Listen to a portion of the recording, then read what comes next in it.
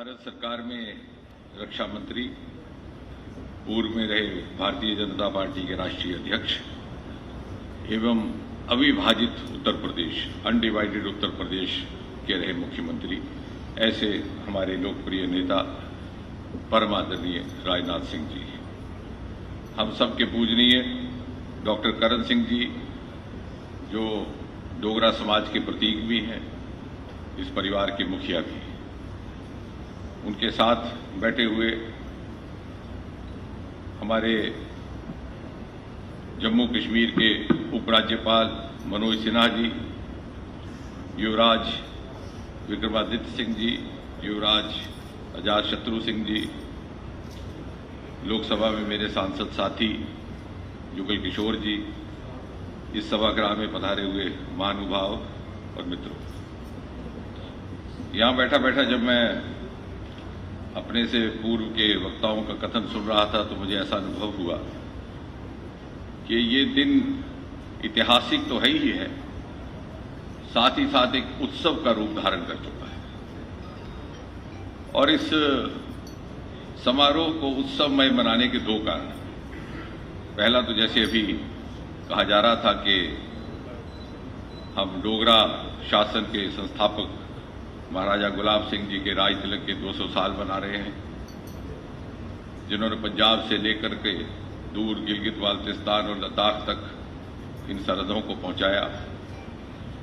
और मुझे बड़ी विनम्रता से ये कहते हुए भी खुशी होती है कि अभी कुछ ही दिन पहले जम्मू कश्मीर के प्रवेश द्वार लखनपुर पे हमने महाराजा गुलाब सिंह की सर्वप्रथम मूर्ति का स्थापना करके उनको श्रद्धांजलि देने का भी प्रयास किया है। क्योंकि जम्मू कश्मीर की सीमा मेरे ही संसदीय क्षेत्र से आरंभ होती है, तो ये मन में कल्पना आई कि क्यों ना कुछ ऐसा किया जाए कि देश के किसी भी कोने से यदि कोई यात्री, कोई पर्यटक जम्मू कश्मीर में प्रवेश करे तो उसे प्रवेश करते ही इस राज्य के संस्थापक के दर्शन हो पाए। इसके साथ साथ दूसरा कारण इस समारोह को उत्सवमय मनाने का यह भी कि शायद हमें महसूस हुआ कि नहीं हुआ कि हमारे बीच संजोगवश दो ऐसी विभूतियां विराजमान हैं जिनका जम्मू कश्मीर और जम्मू कश्मीर वासियों के साथ बड़ा निकट का संबंध भी रहा और लगभग आधी शताब्दी तक जम्मू कश्मीर के सार्वजनिक एवं राजनीतिक जीवन में उनकी महत्वपूर्ण भूमिका भी रही है। आदरणीय राजनाथ सिंह जी, ना मालूम कितने लोगों को यहां ज्ञात होगा, सरकार बनने से पहले सांसदों की एक टोली बनी थी, Jammu Kashmir MPs parliamentary team, जिसके बाद जिम्मेवारी थी कि जम्मू कश्मीर की विशेष चिंता की जाए और माननीय राजनाथ सिंह जी उसके अध्यक्ष थे। उस दौरान उनका बड़ा विस्तृत प्रवास रहा, दूर दराज डोडा, किश्तवाड़, रामबन के पहाड़ों तक जाना हुआ। हम में से कुछ एक कार्यकर्ता जो उनके हमराह रहे, हमें भी उनसे बहुत कुछ सीखने को मिला। इसके अतिरिक्त जम्मू कश्मीर से उनका इतना निकट का संबंध रहा कि जब बहुत ही एक गंभीर दंगा हुआ किश्तवाड़ में, तो राष्ट्रीय अध्यक्ष के रूप में मुझे भली भांति याद है कि दिन में 2 बार स्वयं टेलीफोन पर वो रिपोर्ट प्राप्त करते थे।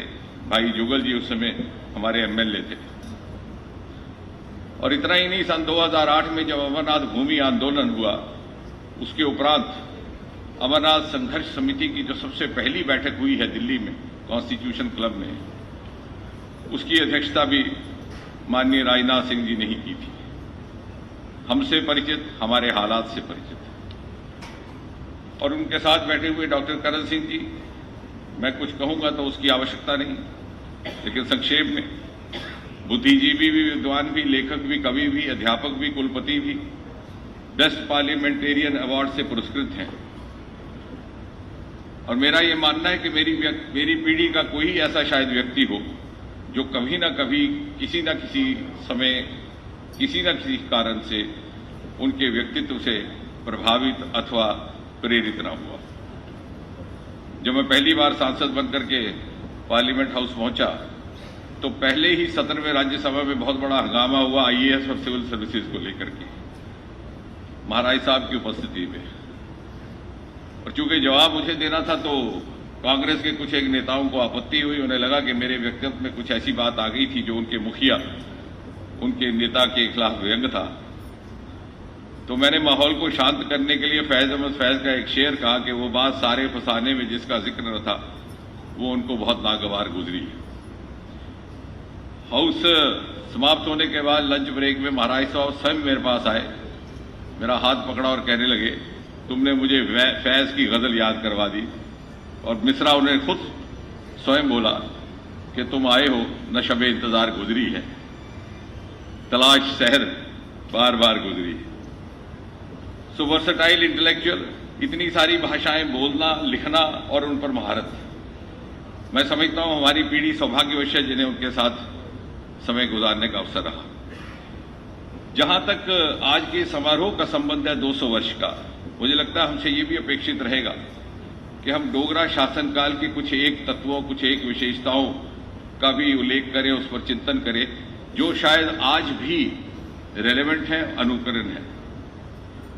और मुझसे पूछा जाए तो संक्षेप में मैं ये कहूंगा कि डोगरा शासनकाल के 4 बहुत बड़े हॉलमार्क रहे। सबसे पहला, न्याय आधारित प्रशासन, जस्टिस ड्रिवन गवर्नेंस। और जिस गुड गवर्नेंस की हम आज बात करते हैं उसका पालन उस समय हुआ, हर व्यक्ति को उसका अधिकार मिले बिना किसी भेदभाव।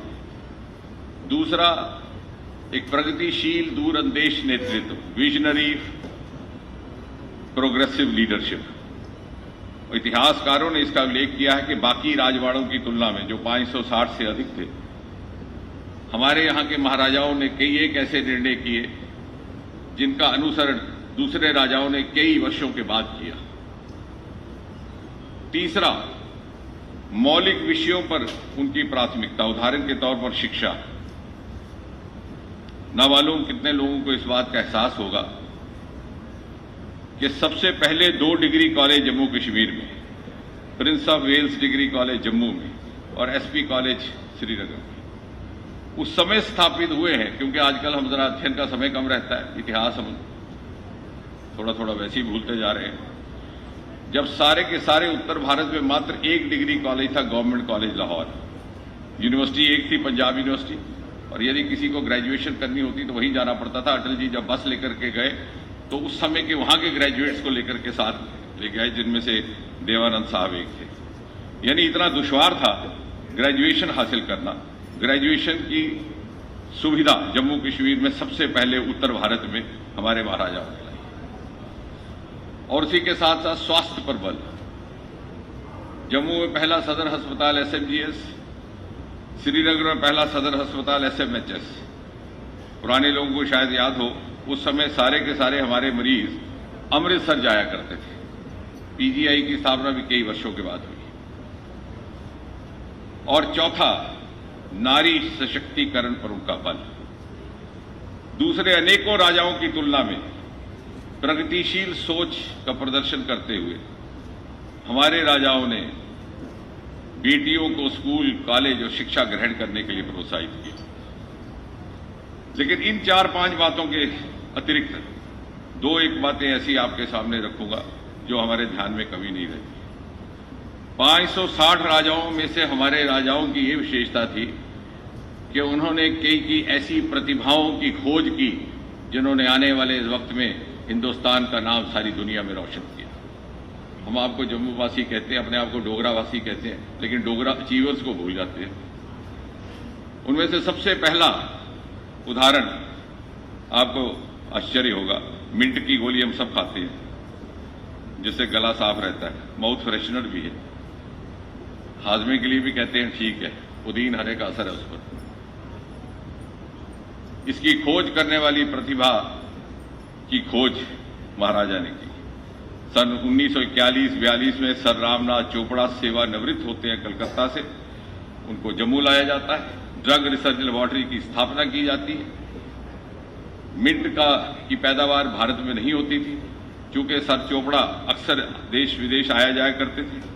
जापान में एक दौरे में उन्होंने उस जड़ी बूटी को यहां लाया, चट्ठा और फिर आज का जो अंतर्राष्ट्रीय सीमा है उसके पास एक फार्म लगाया, यहीं उसके ट्रायल हुए और 1950 के दशक में आगे चल करके उन्होंने ये मिंट की गोली दुनिया को भेंट की। दूसरी विभूति प्रतिभा, जिसका नाम भी हम भूल गए। 1920 में महाराजा प्रताप सिंह के शासनकाल में जन्मे प्रोफेसर सतीश धवन। बदकिस्मती से उनके जन्म स्थान वाले भी भूल गए कि वो यहां की पैदाइश थे, जम्मू कश्मीर के। जब वो युवावस्था में प्रवेश किए तो महाराजा हरि सिंह का शासनकाल था 1925 के बाद। विज्ञान में उन्होंने अपनी रुचि दिखाई, उनको अध्ययन करने का मौका दिया गया। बाद में वही बंगलौर गए, वहां जाकर के उन्होंने साराभाई के साथ मिलकर के इसरो और स्पेस डिपार्टमेंट की स्थापना की। आज जिसका जिक्र आप गगनयान और भारत का एक मूल का व्यक्ति कल अंतरिक्ष में जाएगा अगले वर्ष, या चंद्रयान जो धरती पर लैंड कर चुका है, जो जिक्र करते हैं आप लोग अक्सर, ये उन्हीं की देन है। उन्होंने इसी प्रोग्राम की नींव रखी। और तीसरी विभूति जो उन्हीं की तलाश थी, भारतीय उपमहाद्वीप की विख्यात गायिका मल्लिका पुखराज। अपने स्वर्गवास से कुछ समय पहले जब वो भारत आई, उन्हें जम्मू कश्मीर आने की अनुमति नहीं दी गई। माननीय डॉक्टर करण सिंह जी के व्यक्तिगत हस्तक्षेप से उन्हें जम्मू आने की अनुमति मिली। हम भी उनके साथ थे। जब वो महल पहुंची तो उन्होंने स्वयं कहा कि जब मैं मात्र 14 वर्ष की थी तो मेरी गायकी के टैलेंट को पहचानते हुए महाराजा ने यह व्यवस्था की कि रोज मुझे रियाज कराने का बंदोबस्त किया जाए। तो कहने का तात्पर्य ये कि ये सारे योगदान को हम अगर याद रख करके इसका अनुसरण करने का प्रयास करें। भूतकाल में कोई रह नहीं सकता, रहना भी नहीं चाहिए, लेकिन भूतकाल के अगर कोई अच्छे तत्व समेट करके हम अपने भविष्य को उज्जवल बना सकते हैं तो उसमें हर्ज भी कोई नहीं। आज भी वही फिजा है, वही कायनात है, वही वातावरण है, वही धरती है।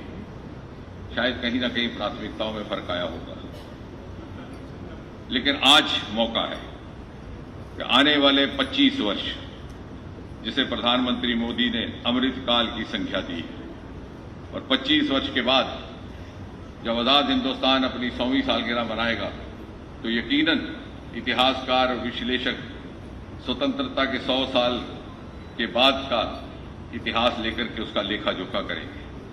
और मुझे विश्वास है कि 1947 के बाद की बहुत सारी उपलब्धियां जो अपनी सफलता के शिखर पर तो 1947 के बाद पहुंची, लेकिन उनकी आधारशिला, उनकी नींव 1947 से पहले डोगरा शासक रख करके गए थे। यदि हम इस योगदान को नमन कर सकें तो मुझे लगता है ये एक तुच्छ सी नाची सी श्रद्धांजलि इन डोगरा शासकों के प्रति होगी।